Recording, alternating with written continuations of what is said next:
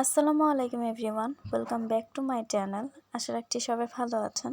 আজকে তৈরি করে দেখাবো কিভাবে সহজ পদ্ধতিতে পাস্তা তৈরি করবেন। অনেকে রিচভাবে পাস্তা বানিয়ে থাকেন, কিন্তু আমি খুব সহজে টেস্টি একটা পাস্তার রেসিপি করে দেখাচ্ছি। এর জন্য আমি প্রথমে একটা প্যানে পর্যাপ্ত পরিমাণ পানি ফুটতে দিয়েছি। যখন দেখবেন প্যানের মধ্যে পানি এরকম বাবলস ক্রিয়েট হবে, ঠিক এই পর্যায়ে পাস্তাগুলো দিয়ে দিব। আমি এখানে প্রায় 1 কাপের মতো পাস্তা দিয়ে দিচ্ছি।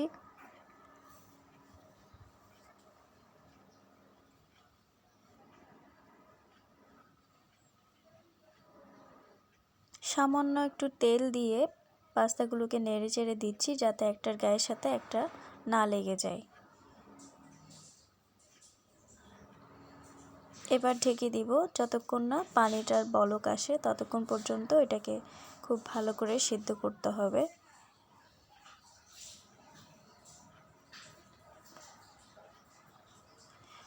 দশ মিনিটের মতো সেদ্ধ করলে হয়ে যাবে। পাস্তাগুলো অতিরিক্ত সেদ্ধ করার কোনো প্রয়োজন নেই। সামান্য একটু শক্ত থাকা অবস্থায় পাস্তাগুলোকে নামিয়ে নিতে হবে। যদি বেশি সেদ্ধ হয়ে যায় তাহলে পাস্তাগুলো রান্না করার সময় ভেঙে যেতে পারে।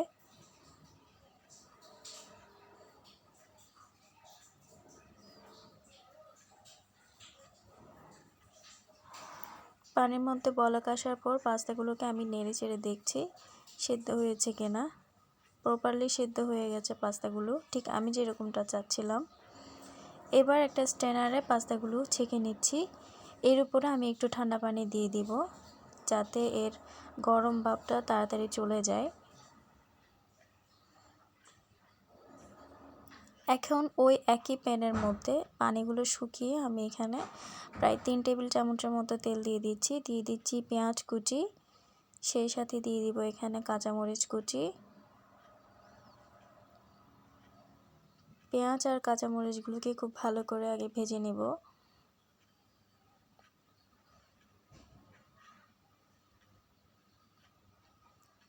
এরপর এখানে দিয়ে দিলাম একটা ছোট সাইজের টমেটো কুচি।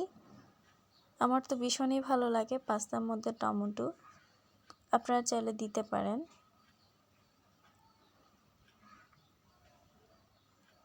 দিয়ে দিচ্ছি পরিমাণ মতো লবণ, যাতে সবগুলো ভালো করে সেদ্ধ হয়ে যায় বা নরম হয়ে আসে। খুব ভালো করে নেড়েচেড়ে নিচ্ছি। এই পর্যায়ে দিয়ে দিচ্ছি একটা ডিম। যখন পেঁয়াজ টমেটো এগুলো খুব ভালো করে নরম হয়ে আসবে, ঠিক ওই পর্যায়ে একটা ডিম দিয়ে দিচ্ছি। ডিমটাকে খুব ভালো করে স্ক্রাম্বল করে নেব।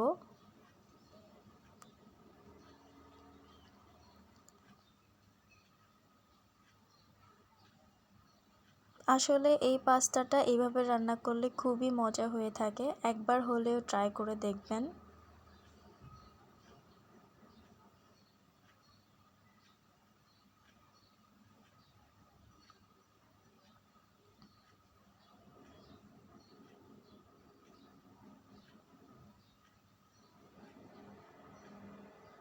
এখন এই পর্যায়ে দিয়ে দিব রান্না করা মুরগির মাংস।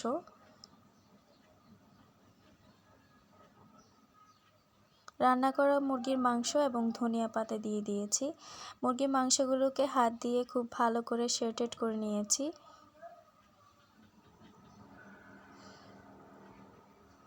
এই পর্যায়ে দিয়ে দিচ্ছি একটা ম্যাগি মশলা। এটা অবশ্যই দিবেন, তাহলে পাস্তার টেস্টটা অনেক বেশি ভালো আসে। দিয়ে দিচ্ছি 1 চা চামচ পরিমাণ টমেটো সস। অবশ্যই 1 চা চামচ পরিমাণ দিবেন, এর চেয়ে বেশি দিলে পাস্তাটা একটু টক হয়ে যাবে, তাতে খেতে ভালো লাগবে না।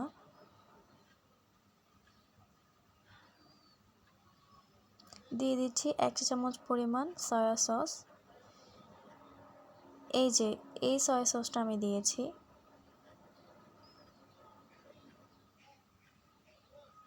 খুব ভালো করে মিশিয়ে নিব। মেশানো হয়ে গেলে আমরা পাস্তাগুলো এখানে দিয়ে দিব। পানি ঝরিয়ে রাখা পাস্তাগুলো এখানে দিয়ে দিলাম। এবার খুব ভালো করে পাস্তাগুলোকে মিশিয়ে নিব।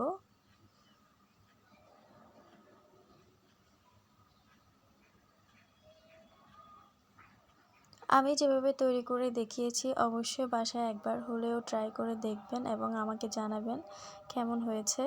খুবই মজা হয় এত সিম্পলিভাবে পাস্তা, একবার হলেও ট্রাই করবেন, এটা আমি আপনাদের কাছে রিকোয়েস্ট করছি।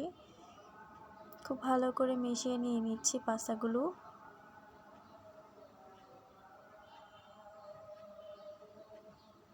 রান্নার শুরু থেকে শেষ পর্যন্ত চুলার আঁচ মিডিয়াম টু লো হিটে থাকবে, নয়তোবা যে মশলাগুলো আমি এখানে দিয়েছি ওগুলো পুড়ে যেতে পারে যদি হাই হিটে থাকে। পাস্তা রান্না করা শেষ, এবার ঢেকে পরিবেশন করব।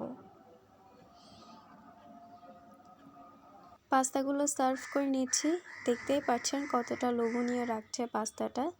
আপনারা চাইলে সকালের জলখাবারে অথবা বাচ্চাদের টিফিনে অথবা সন্ধ্যায় নাস্তায় এটা রাখতে পারেন, খুবই মজা হয় পাস্তাটা।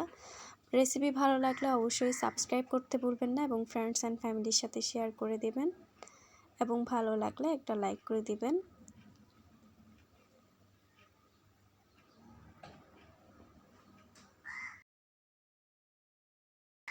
আজকে এই পর্যন্ত, সবাই ভালো থাকবেন, আল্লাহ হাফেজ।